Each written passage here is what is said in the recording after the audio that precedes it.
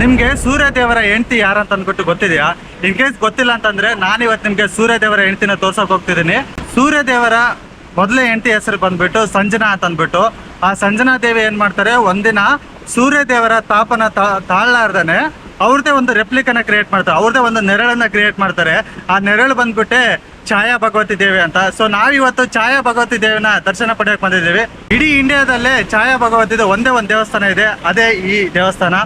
ಬನ್ನಿ ನೋಡ್ಕೊಂಡ್ ಬರೋಣ.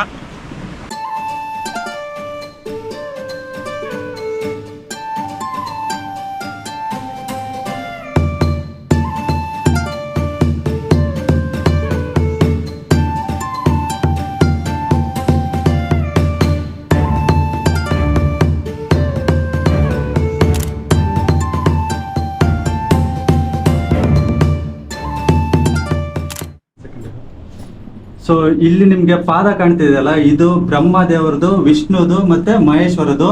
ಸೊ ಮೂರು ದೇವತೆಗಳ ಪಾದ ಇದು. ಇದು ಬಂದ್ಬಿಟ್ಟು ಛಾಯಾ ಭಗವತಿಯ ಅಂದ್ರೆ ಛಾಯಾ ದೇವರ ಪಾದ ಇದು.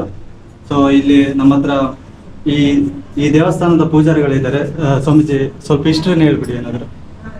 ಬ್ರಹ್ಮಪಾದ, ವಿಷ್ಣುಪಾದ, ಈಶ್ವರಲಿಂಗ, ಇದು ಛಾಯಾದೇವಿ ಪಾದ. ಛಾಯಾದೇವಿ ಇಲ್ಲಿ ತಪಸ್ಸು ಮಾಡ್ತಾರೆ. ತಪಸ್ಸು ಮಾಡೋವಾಗ ನಾರಾಯಣ ಮಾಡಿ ಕೇಳಿದೆ ಏನು ಮಾಡ್ಬೇಕು ಛಾಯಾ ಅಂತಂದಾಗ, ಛಾಯಾದೇವರು ಸೂರ್ಯದೇವನ ಪಚ್ಚ ಬಂತಂದಾಗ ಉಗರಿ ಪಾದ ಸೂರ್ಯಕ್ಕೆ ಅದಕ್ಕೆ ಪಾದ ಕೊಡ್ತಾರೆ. ಸೂರ್ಯದೇವ್ ಇಬ್ಬರು, ಒಂದು ಸಂಜೆ ಒಂದು ಛಾಯಾ. ಸಂಜೆ ಮಕ್ಕಳು ಸಚಿವರು ಛಾಯಾದೇವಿ ಮಕ್ಕಳು ಅವರು ಶನಿಜರು.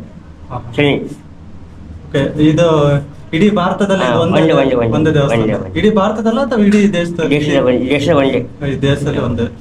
ಇದು ಕಂದ ಪುರಾಣ ಬರ್ತದೆ. ಕಂದ ಪುರಾಣ ರಾಮ ಲಕ್ಷ್ಮಣ ಸೀತಿ ಈಗೆಲ್ಲ ಇಲ್ಲಿ ಬಂದು ಹೋಗ್ಯಾರ. ರಾಮ ಅಷ್ಟೇ ಮಾಡ್ಯಾವ, ಸೀತಾದೇವಿ ಬಾಳ ಮರ ಐತಿ ಎಲ್ಲ ಭಿಕ್ಷೆ 18 ತೀರ್ಥ ಆಡೋದು ಕಾಶಿ ಆಡ ಛಾಯ ಅಕ್ಷರ ಜೊತೆ ಜಾತಿ ಆಡ್ತಾರೆ ಇಲ್ಲಿ.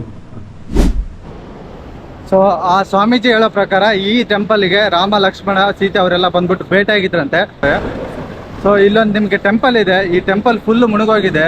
ಈ ಟೆಂಪಲ್ ಬಂದ್ಬಿಟ್ಟು ಆಂಜನೇಯ ಸ್ವಾಮಿ ಟೆಂಪಲ್.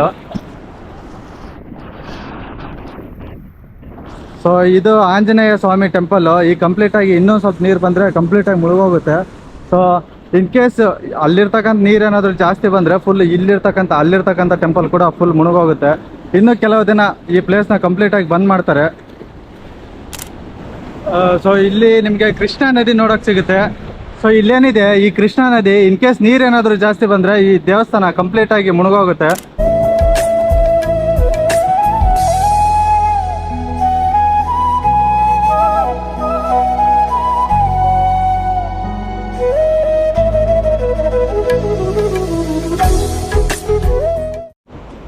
ತುಂಬ ಜನಕ್ಕೆ ಈ ಪ್ಲೇಸ್ ಗೊತ್ತಿಲ್ಲ. ಇನ್ ಕೇಸ್ ಬಂದರೂ ಕೂಡ ತುಂಬ ನೀರ್ ಹತ್ರ ಹೋಗ್ಬೇಡಿ. ಯಾಕಂದರೆ ಎಷ್ಟು ರಭಸವಾಗಿ ಬರ್ತಾ ಇದೆ ನೀರು ಅಂತಂದರೆ ಕೆಲವೊಂದು ಟೈಮಲ್ಲಿ ನಮ್ಮನ್ನೇ ಎಳ್ಕೊಂಡು ಹೋಗುತ್ತೆ, ಅಷ್ಟು ರಭಸವಾಗಿ ಬರ್ತಾ ಇದೆ. ಸೊ ಅಲ್ಲಿ ನೋಡಿ, ಸೊ ಫುಲ್ ಫೋರ್ಸ್ಫುಲ್ ಆಗಿಬಿಟ್ಟು ಹೋಗ್ತಾ ಇರೋದು ನೀರು. ದೇವಸ್ಥಾನದ ಗೋಪುರ ಅಲ್ಲಿದೆ ನೋಡಿ. ಅದು ನಮ್ಗೆ ಕಾಣಲ್ಲ. ಆ್ಯಕ್ಚುಲಿ ಆ ಬೆಟ್ಟದಲ್ಲೆಲ್ಲ ಅದು ಕಾಣೆ ಆಗೋಗಿದೆ.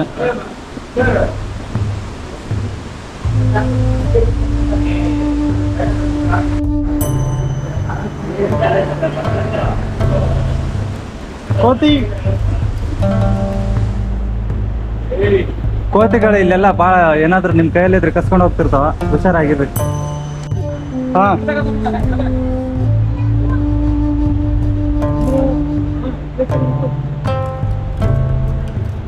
ಸೊ ಇಲ್ಲಿ ನೋಡಿ, ಒಬ್ರು ತಾತ ನಡೆಯಕ್ಕೆ ಬಂದಿಲ್ಲ ಅಂತ ಅಂದ್ಬಿಟ್ಟು ಸ್ಟ್ಯಾಂಡ್ ಹಿಡ್ಕೊಂಡು ಬರ್ತಿದ್ದಾರೆ. ದಿಸ್ ಇಸ್ ಕಾಲ್ಡ್ ಭಕ್ತಿ. ಇಲ್ಲಿ ನೋಡಿ, ಈ ಬೇರ್ ನೋಡಿ, ಆ ಗಿಡ ಎಲ್ಲಿಂದ ಬಂದೈತೆ ಗೊತ್ತಿಲ್ಲ. ಸೊ ಅಲ್ಲಿವರೆಗೂ ಅಲ್ಲೇನು ಕಾಣ್ತಿದ್ ನೋಡಿ. ಸೊ ಅಲ್ಲಿಂದ ಇಲ್ಲಿವರೆಗೂ ಬೇರ್ ಬಂದಿದೆ. ಈ ದೇವಸ್ಥಾನ ಇಲ್ಲೇನು ನಾವು ದೇವಸ್ಥಾನ ತೋರಿಸ್ತೆ ಅದ್ರ ಪಕ್ಕದಲ್ಲೇ ಇದೆ. ಸೊ ಇಷ್ಟು ದೊಡ್ಡದು ಬೇರು.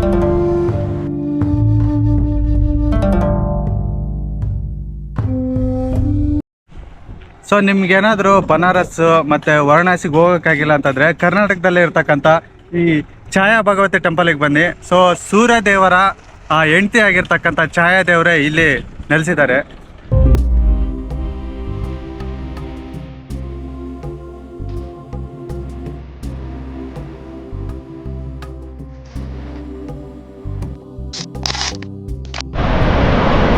ನೀವು ಜೋಗ್ ಫಾಲ್ಸ್ ನೋಡಿರ್ಬೋದು, ಎಷ್ಟೋ ಈಡನ್ ಫಾಲ್ಸ್ ನೋಡಿರ್ಬೋದು, ಆದರೆ ಈ ಥರದೊಂದು ಫಾಲ್ಸ್ ನೋಡಿರೋಕ್ಕೆ ಸಾಧ್ಯನೇ ಇಲ್ಲ.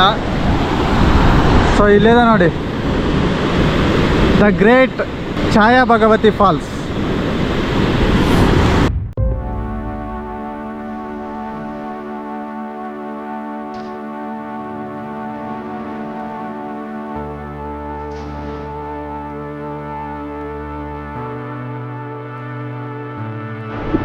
ಉತ್ತರ ಕರ್ನಾಟಕದಲ್ಲಿ ಫಾಲ್ಸ್ ಇಲ್ಲ ಅನ್ನೋರಿಗೆ ಇಲ್ಲಿದೆ ನೋಡಿ ಉತ್ತರ.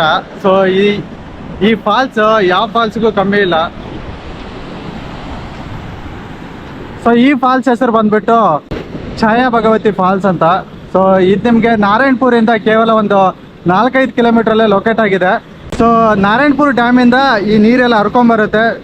ಸೊ ಇದು ಬಂದ್ಬಿಟ್ಟು ಕೃಷ್ಣಾ ನದಿ ನೀರುಗಳಿವೆಲ್ಲ. ಸೊ ಅಲ್ಲಿ ಯಾವಾಗ ನಾರಾಯಣಪುರ ಡ್ಯಾಮಲ್ಲಿ ನೀರು ಬಿಡ್ತಾರೆ ಅವಾಗ ಇದು ಫುಲ್ಲು ಈ ಥರ ಫುಲ್ ಆಗಿಬಿಟ್ಟು ಹರಿಯುತ್ತೆ.